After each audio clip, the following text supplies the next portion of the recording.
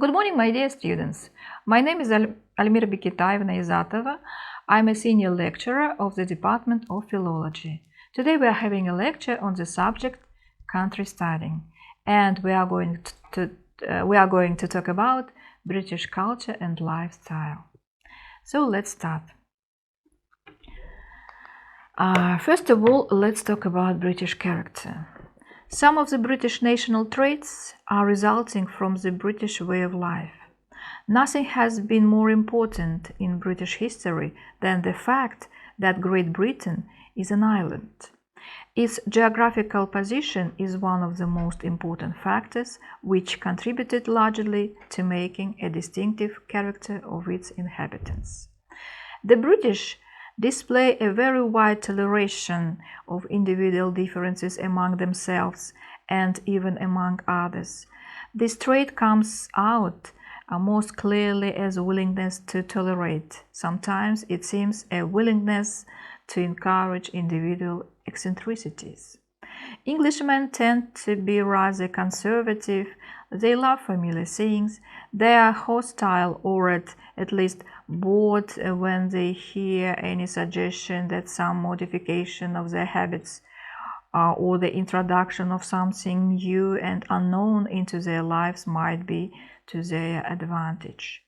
This conservatism on a national scale may be illustrated by a reference to the public attitude to the monarchy, an institution which is held in affection and reverence by nearly all English people.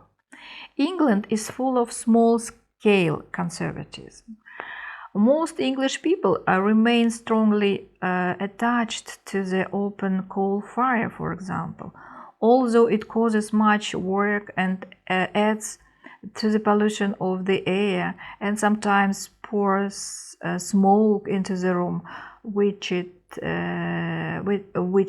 is hearing, because they think that a living room without a fireplace will be a room without the basic characteristic of coziness. The English are practical and realistic. They are infatuated with common sense. They are not misled by romantic delusions. The English people are prudent and careful about almost everything. Their lawns are closely cropped. Drinks are carefully measured. Seats in a cinema are carefully assigned. Closing hours rigorously observed.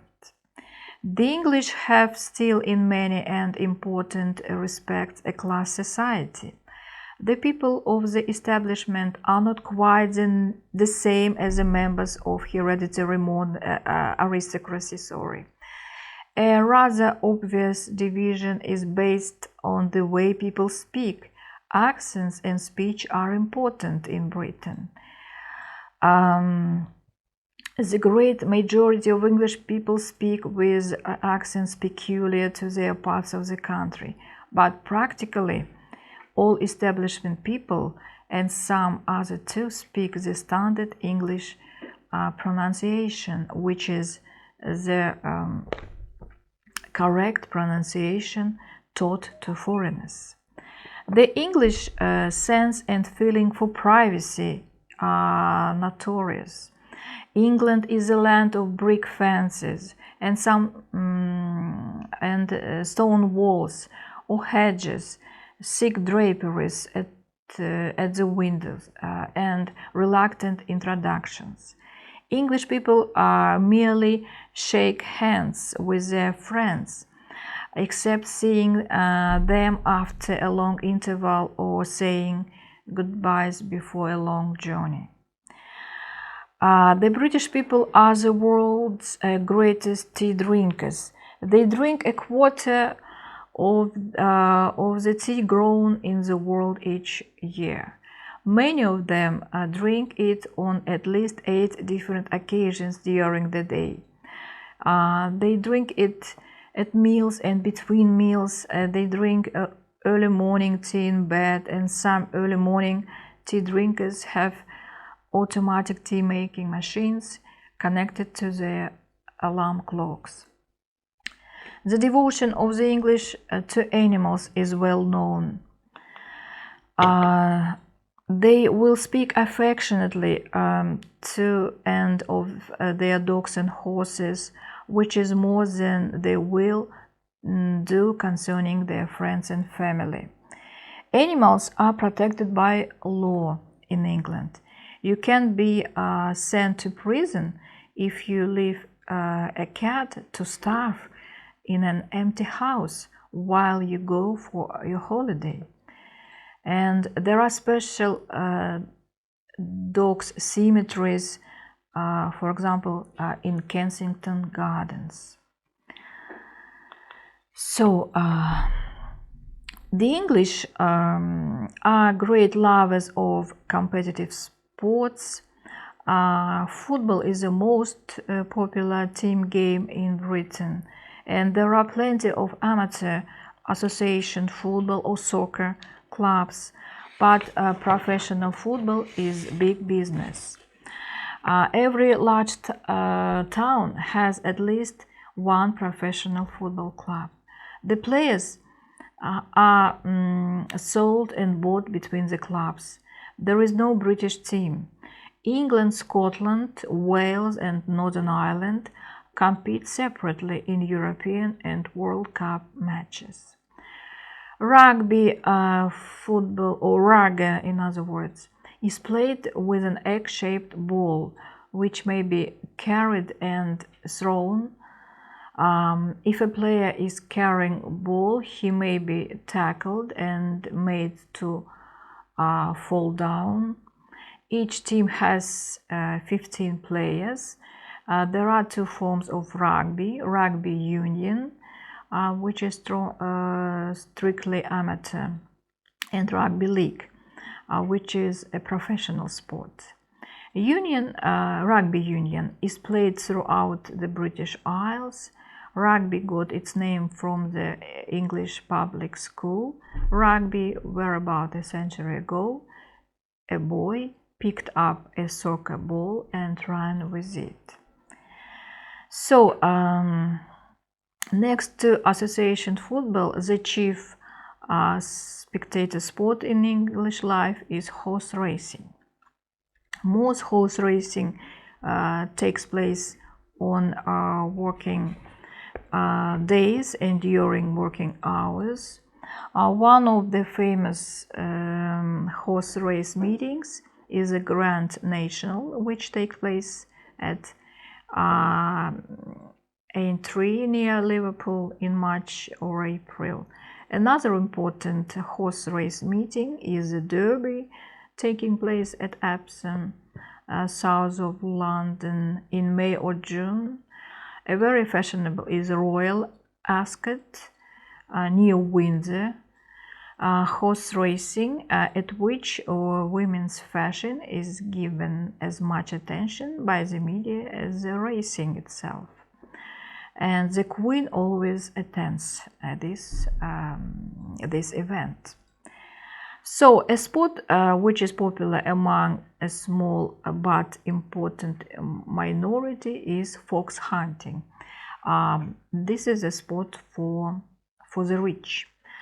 The fox hunting season used to be from November to March. In 2004, the United Kingdom's Parliament passed a bill forbidding fox hunting. In the Scottish Highlands, deer are hunted on foot with a gun. This is called deer stalking, and many of the male hunters wear pink that is red coats. On the whole, hunting is a sport for the rich, as I earlier said. So, in England, the traditional drink is beer, and the pub where Englishmen go to drink beer is a peculiarly English institution. The word pub itself is an abbreviation of public house. The pub is the only indoor place where the average person can comfortably meet others, even strangers, and get into prolonged conversation with them. In cafes, and fast food restaurants, people are expected to drink their coffee and get out. One of the notable aspects of pubs is that there is no waiter service. If you want something, you have to go and ask for it at the bar. You can get up and work around whenever you want. It is like being in your own house. Another notable aspect of pubs is the appeal to the idea of tradition, because comfort is essential for the people. Do not drop in for a quick drink and then go. They tend generally to make an evening of it and stand or sit glass in hand talking to friends or strangers until closing time. So, clubs. Clubs are another unchallenged English invention. The point of a club is not who it lets in, but who it keeps out, and few things can provoke more anger than non-membership of an English club. The club is based on two ancient British ideas, the segregation of classes and segregation of sexes, and they remain insistent on keeping people out long after they have stopped wanting to come in. Viewed from the outside, the clubs have an air of infinite mystery.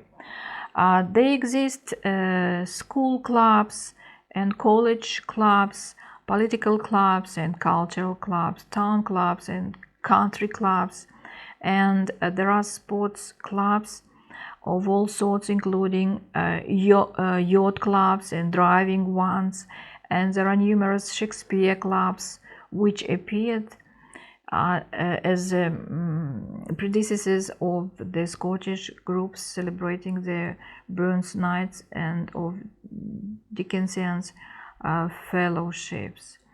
And there are more than 820 official music clubs and societies belonging to the National Federation of Music Societies. So that's all I was going to tell you about the British lifestyle. Thank you for your attention and time. Goodbye.